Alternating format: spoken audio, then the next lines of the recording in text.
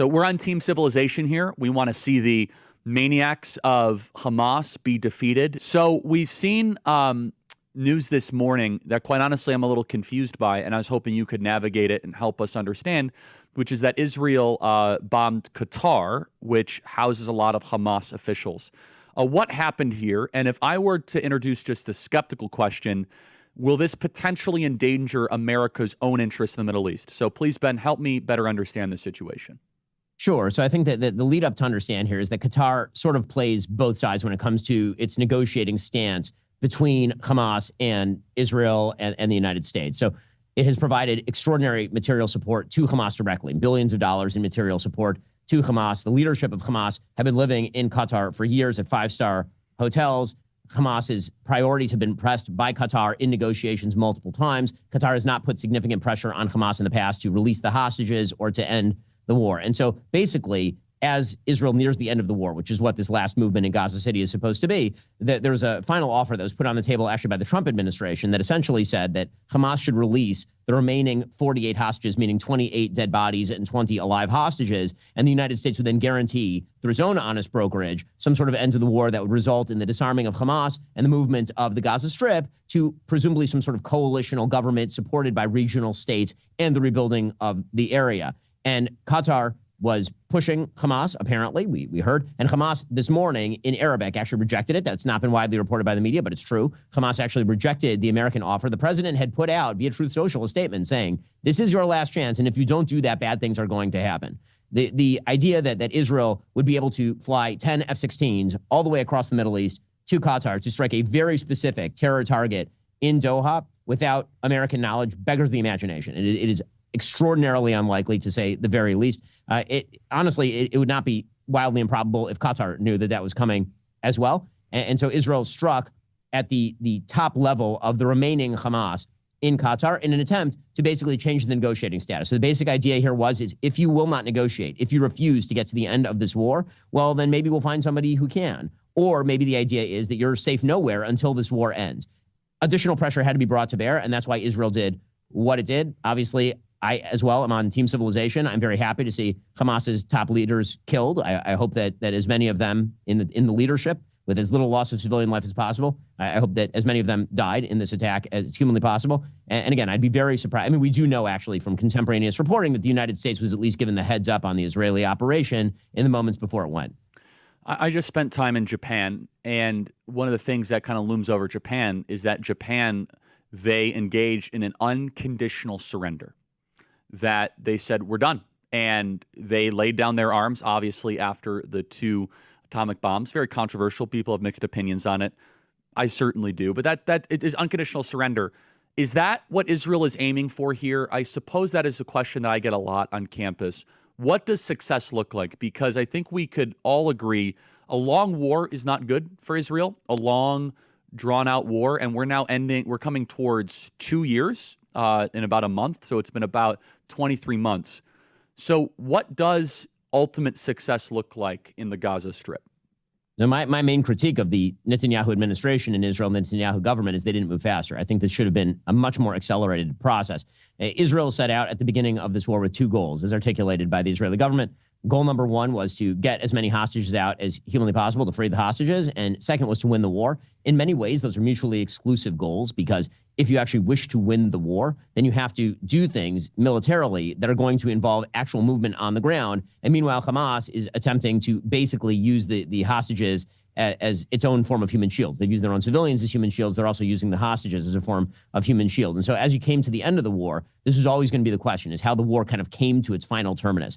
The priorities that Netanyahu has laid out publicly include essentially, basically, it's let the hostages out, and there can't be a future military threat to Israel. Those are, if you had to sum it all up, those are the 2 things. How that materializes, in my opinion, is likely to be an Israeli military occupation of large swaths of the Gaza Strip, the setting up of humanitarian areas, particularly on the coast and in Rafah, in which humanitarian aid is provided, a pathway out for people who actually want to leave. This is the only conflict of which I'm aware on planet Earth in which there are outside countries telling people who would like to leave that they literally cannot. The Trump administration has been trying to facilitate the ability of people who want to leave to do so, and has also been trying to facilitate the entry of not only humanitarian aid, but investment into the areas that have been cleared of terrorists, and then you can see some sort of Hamas-free rebuilding. That would be the goal of the end of the war. Now, my understanding is that the sort of last untouched area of the Gaza Strip in terms of Israeli serious military operations is Gaza City. It's why there's been so much focus on Gaza City. Last I heard, Israel already controls something 40 to 50% of the territory in Gaza City. They've been warning people to get out for at least a couple of weeks now. Hamas has been stopping people at checkpoints and turning them back and shooting them if they don't stay in the city to be used as human shields by Hamas. So that's the current situation on the ground. What other feedback or criticism would you have about this situation? I know that it's impossible for anyone to listen to everything that you ever say, but looking at this from an American perspective, what else would you say things could have been handled differently? Maybe on the PR front, maybe also just on a conduct front. Where would you say, as an outsider, things that could have been handled better, more efficiently, or with more precision? So number one, there's no such thing as a perfect war. So obviously in any war, there are going to be things that happen that are ugly and that are terrible. And that is why war is a terrible thing. As far as a sort of operational front, again, I've spent an awful lot of time in Israel. I've watched tape of operations happening, drone operations.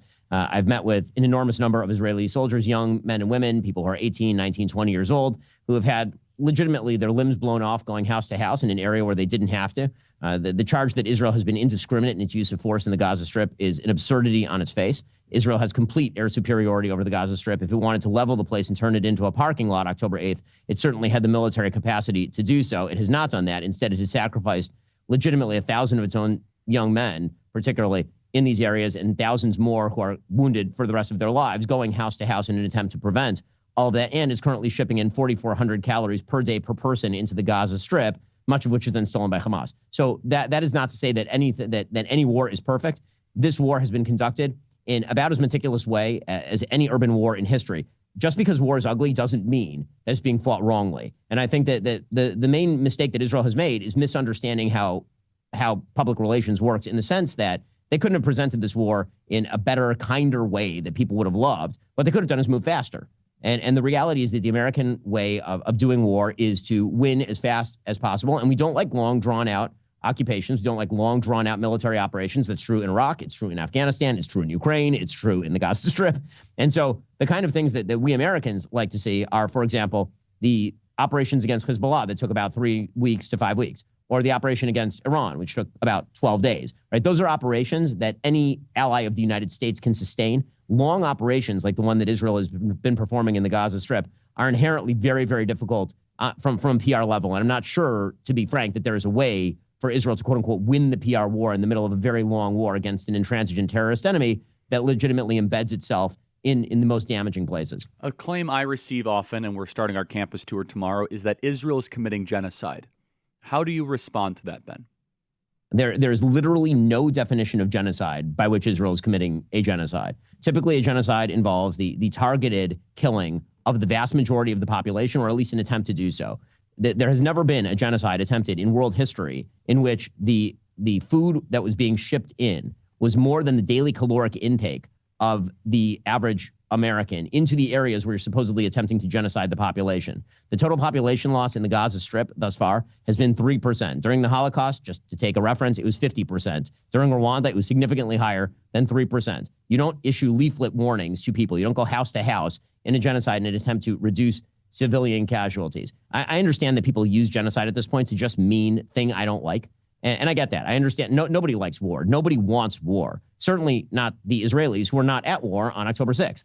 The fact is that every Israeli family has to send their 18-year-old son or daughter off to the military with the possibility that they're going to get blown up in Gaza. That is not something that any Israeli wants, right, left, or center. The real question is whether the accusations are accurate. They certainly are not, again, by any stretch of the imagination. Author, Ben Shapiro, author of Lions and Scavengers. We're going to get to that in a second. I have one or two other questions on Israel. I think it's very important for our audience to hear this, though, because there is an incessant campaign. And one thing a friend sent to me, interestingly, which is, okay, Charlie, we've pushed back against the media on COVID, on lockdowns, on Ukraine, on the border, so like maybe we should also ask a question. Is the media totally presenting the truth when it comes to Israel? Just a question, that maybe we shouldn't believe everything the media says, because I know I've been conditioned to ask a lot more critical questions over the last couple of years. So, Ben, some people would accuse Israel of wanting to ethnically cleanse. Some people in the Israeli government are saying, again, it's all over the place, right? You have opinions all over. In your opinion, what would a good outcome 5 years from now be, and how does one respond to the claims of ethnic cleansing? So ethnic cleansing, the idea, presumably, that population movement is equivalent to ethnic cleansing. I think ethnic cleansing is a term that's been fairly recently coined to describe population movement during war. And the reality is that's been ongoing for literally all of human history. The idea that Israel is, quote unquote, forcing people out of the Gaza Strip, that is not the stated policy of the Israeli government. The idea is if people want to leave, they can, but they're not being forced to leave. Again, moving people out of heavily urbanized areas that are honeycombed with terrorist booby traps pretty much everywhere is not the same thing as, quote unquote, ethnic cleansing. And I think that ethnic cleansing is very often used as sort of a softer form of the genocide attack, the idea being that Israel is trying to kill everyone, which, of course, is not true. As far as your earlier question about what we believe from the media, one of the things that I find kind of astonishing in some of the folks on the right who are highly critical of Israel is actually the lack of the lack of skepticism when it comes to legacy media. Legacy media are radically anti-Israel overall. The New York Times can certainly not be accused of being a pro-Israel outlet. It'd be very difficult to make the accusation that the Associated Press, which has worked hand in glove with Hamas for years, or Reuters, that these are wildly pro-Israel outlets. And yet, when it comes to the reporting, it seems to be sort of the opposite. Ben, so the perception the legacy media is like owned by the Jews. And I was going to say, Ben, come on. You Jews own the media, Ben. So, I mean, come on. As you could tell by all the wonderful headlines you guys get. Well, I mean, dude, the accusation that we own the media has not prevented, the Daily Wire from employing people who radically disagree with me on all of these matters. I mean, I don't agree with Matt Walsh on foreign policy. Matt obviously is a major host over at Daily Wire, and that's just my shop. And I'm overtly pro-Israel. Right? I mean, I'm not making any bones about this. I'm a Jew and I'm a Zionist. I'm not going to pretend that to say otherwise would be absolutely silly. To suggest that some sort of atheistic Jewish person by birth who does not care about Judaism or Israel owning the New York Times means the New York Times is pro-Israel is to ignore literally every bit of coverage they have ever done for my entire lifetime. We're running out of time here, but just last question on this, Ben. I know this might be a tougher question, but Bibi said, quote, I didn't like he said this, I'll be honest. You can't be MAGA if you're anti-Israel. I don't like it for a couple reasons. How did you analyze that statement from Bibi? I mean, and I think that there is the ungenerous way of interpreting that and then the generous way of interpreting that. So the ungenerous way is to suggest that you have to hold a particular position on every Israeli governmental activity in order to be MAGA. Which, of course, is not true. I mean, you can disagree from the right or from the left with Bibi's policies, and you can still be plenty MAGA. I think the idea that Bibi is putting out there is that if you are taking Hamas's side against Israel in a conflict, it is very difficult to align that with the stated positions of the Trump administration or what President Trump himself is doing right now. I certainly is true. You cannot look. I think you can have disagreements on Israel and still be MAGA. Obviously, you should be America first. But if you're pro Hamas, you're something darker. And we shouldn't put up with that. Ben, tell us about your important new book. So the basic idea in Lions and Scavengers is that inside every human heart, and this goes back to the book of Genesis, that there really is the dutiful part of you that wants to engage in what God made for you, this incredible rationalistic world in which you can mostly understand what's going on, and you have a duty to do the moral thing. You get up every morning, you try to build something, you try to be innovative and risk-taking, you try to defend your civilization, you try to build the social fabric. And then there is the part of us that's driven by envy. And that part of us just looks at our problems and immediately attributes it to some shadowy force outside of our control and tries to rip down the very systems that actually provide prosperity, tries to rip down the lions out of pure envy. Here, think Zoran Mamdani. And that exists in all of us, but it exists civilizationally as well. And when you look at the sort of activities that were taking place on college campus last year, and you see the weird agglomeration of causes that all come together under varying banners. Sometimes it's hating President Trump over immigration. Sometimes it's on Israel. Sometimes it's on LGBT. But it's the same exact people all marching together. And you wonder to yourself, what do these people have in common? And the answer is pretty much nothing, except they really, really don't like our civilization and see the fundamental basis of our civilization as evil and wrong and believe that it needs to be torn out by the root. This is, to take the most obvious example, Queers for Palestine. Everybody's been puzzling over what the hell is that, right? Queers in Palestine get thrown off buildings. So what is it? The answer is that the radical LGBTQ group doesn't have much in common with the pro-Hamas group, except that both really, really hate the West and believe that the traditional values of our civilization need to be destroyed in order so that they can live more fulfilling lives in some way. What would you say is the missing component for those of us in the West to stand up against these forces? What would you say we're doing well and that we need to do more of? I mean, I think that what we lack, and I think we're starting to see a restoration of it, is the courage to actually stand up on our hind legs and say no. I think that good people tend to be introspective. We tend to think, okay, what did I do wrong? How do I fix that? And we tend to apologize when we do something wrong. Bad people tend to take an apology and then grind your face into the dust over it because they're not engaged in guilt cultures. They're engaged in what are called shame cultures, where the most important thing is not to be made to feel shame, and it is to shame others. And so I think that we, those of us who consider ourselves part of Western civilization, we need to recognize that a constant self-abnegation, a constant attempt to tear ourselves down out of a misguided sense of humility in the face of people who are happy to just destroy our civilization from without and within, that is a gigantic mistake. And it is totally fine to say to people who wish to destroy our civilization, no, your values suck and they don't belong here. Where does all this resentment come from? It comes from a wide variety of places, but it tends to come in general from a feeling of frustration and enervation. And so I think that you can get that from people who believe they have been marginalized. You can get that from people who believe they deserve more. You see it a lot, actually, with university students who seem to believe that they deserve a $250,000 salary for a gender studies degree because they've been taught that they ought to be getting more, and then they don't get it. And then they're angry at their parents for not having put them in a position to do that, and so they rebel against everything that they've been taught and everything they haven't been taught. I also think it comes from a bored population. Very often you have people who grew up without any sense of external threat, and they think that pretty much everything that's good in life is the baseline, that's just normal, and that you can tear away everything without the baseline falling away. That, of course, is just false. Some of it comes from ignorance. Some of it comes from envy. The reality is that gratitude as a characteristic of human beings has to be cultivated. It's something you have to teach your kids, gratitude. Envy is totally natural.